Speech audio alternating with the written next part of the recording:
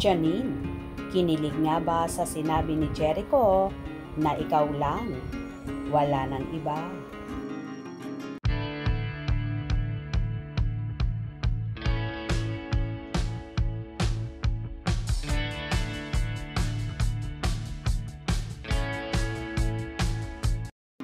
Ginanap noong Miyerkules at Huwebes ang trade lunch ng ABS-CBN na pinamagatang Kapamilya Homecoming. Muli ngang ibinida ng ABS-CBN ang kanilang stars, contents, music at live events sa advertisers.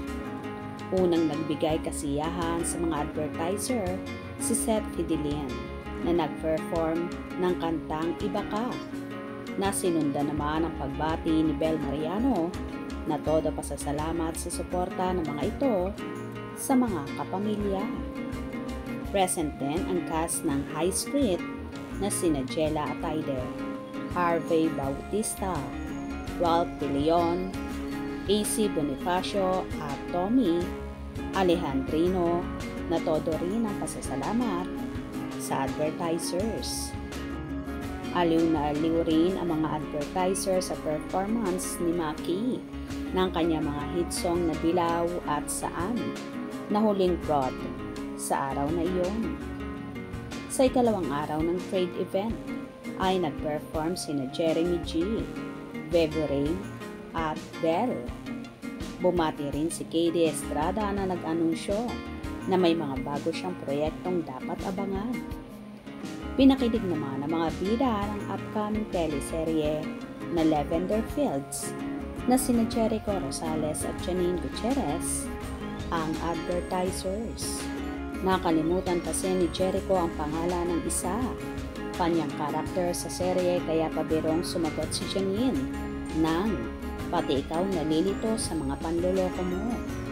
Nagkaroon kasi ng ibang babae ang karakter ni Echo sa serye na si Tyron De Vera.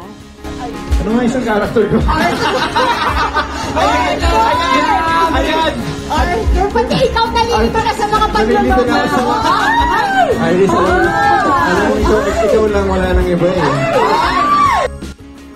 Nakakakilig naman ang sagot ni Echo kay Janine. Ikaw lang, wala nang iba.